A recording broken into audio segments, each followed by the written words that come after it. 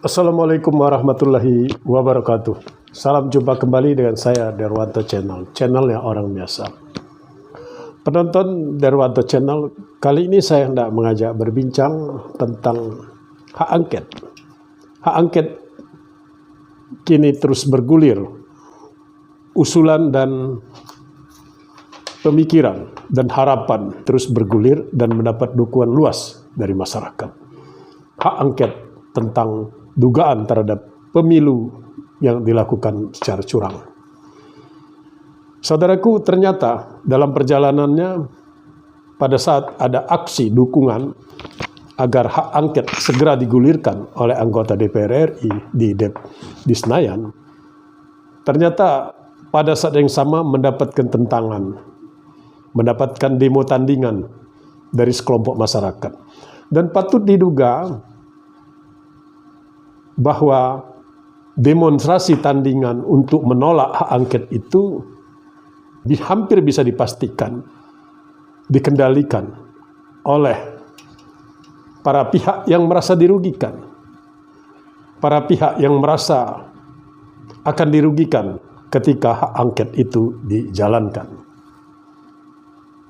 Kenapa hak angket itu dijalankan? Kenapa hak angket itu semakin mendominasi isu akhir-akhir ini? Kenapa hak angket itu sangat mewarnai eskalasi isu pasca pemilihan umum presiden? Sebagaimana kita ketahui bahwa proses pemilihan presiden di tahun 2024 ini sebagai bagian dari pelaksanaan demokrasi ternyata menampilkan wajah yang cacat, wajah yang suram. Dan ini dibuktikan dengan adanya pelanggaran etika. Dan pelanggaran etika itu dilakukan oleh hakim Mahkamah Konstitusi, hakim di lembaga tinggi negara secara bersama-sama. Mulai dari ketua hakim Mahkamah Konstitusi hingga anggota hakim konstitusi mendapatkan sanksi dari Majelis Kehormatan Mahkamah Konstitusi. Ini merupakan salah satu bentuk bahwa ada proses yang cacat di dalam proses demokrasi. Dan pelanggaran etika itu terus berlanjut hingga pada tingkat Komisi Penyelenggara Pemilihan Umum, yaitu KPU. Ketua KPU berikut dengan beberapa anggota KPU pada saat yang sama juga mendapatkan sanksi pelanggaran etik. Dan ini gegaranya di balik semuanya ini adalah terkait dengan keberadaan Gibran Rakabuming Raka yang menjadi pasangan calon presiden dari calon presiden Prabowo Subianto dengan nomor urut 2. Justru ini adalah muka buruk tampilan bahwa demokrasi kita di dalam proses pemilihan umum ini menampilkan wajah yang buruk. Di dalam perjalanan berikutnya setelah dilakukan penghitungan suara, ternyata muncul juga gerakan untuk mengajukan hak angket karena ada dugaan kuat telah terjadi kecurangan dalam proses pemilihan umum. Bahkan jauh-jauh hari sebelumnya, sebelum hari pencoblosan, terdapat beberapa penayangan. Ada tayangan sebuah film dengan judul Dirty Food, Pemilihan yang Kotor. Ini semakin menunjukkan wajah demokrasi kita semakin buruk. Dengan adanya wajah yang semakin buruk inilah maka ada keinginan kuat agar dilakukan penyelidikan yang dikenal dengan nama hak angket. Hak angket ini justru mendapat dukungan secara luas dari masyarakat. Hanya saja patut disayangkan bahwa ketika mendapat dukungan secara luas dari masyarakat, justru ada gerakan tandingan untuk menolak hak angket yang patut diduga gerakan tandingan ini merupakan salah satu rekayasa elit politik di negara ini yang merasa terusik, merasa terganggu kepentingannya.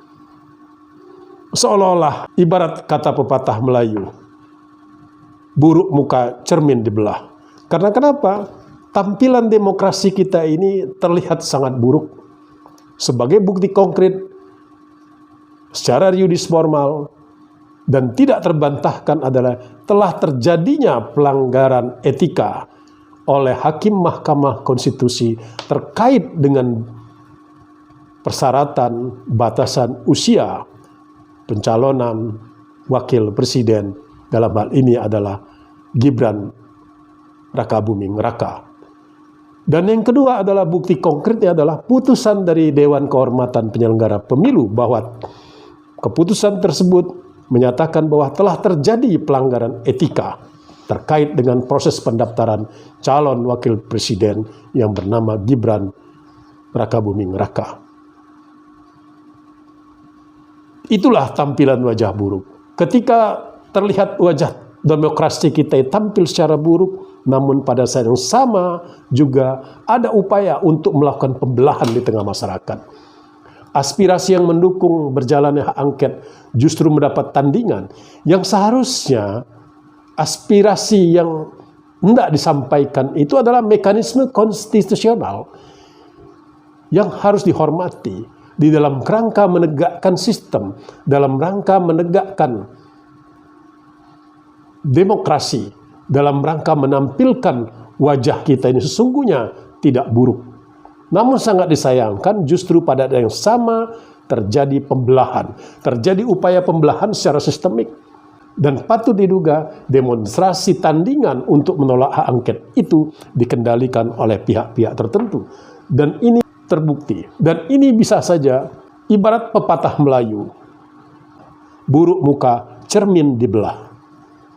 Demokrasi kita tampil sangat buruk di dalam proses pemilihan umum presiden, masyarakat justru dibelah.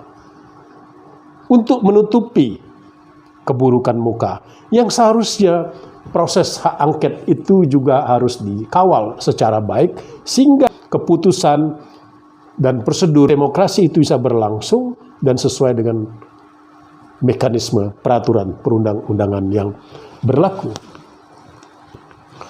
Oleh karena itulah sungguh sangat disayangkan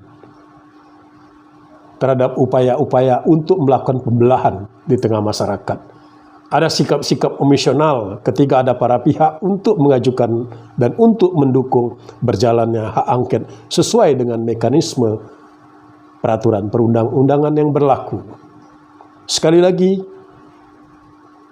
tampaknya pepatah Melayu, buruk muka cermin dibelah, menjadi suatu kenyataan.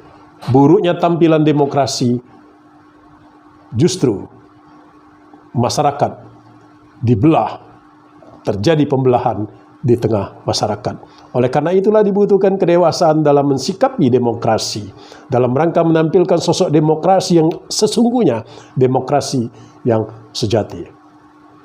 Demikian penonton channel Derwanto Orang Biasa. Mudah-mudahan dalam kesempatan yang berbeda kita akan berbincang kembali. Demikianlah perbincangan kita tentang politik demokrasi yang semakin memburuk, masyarakat pun dibelah.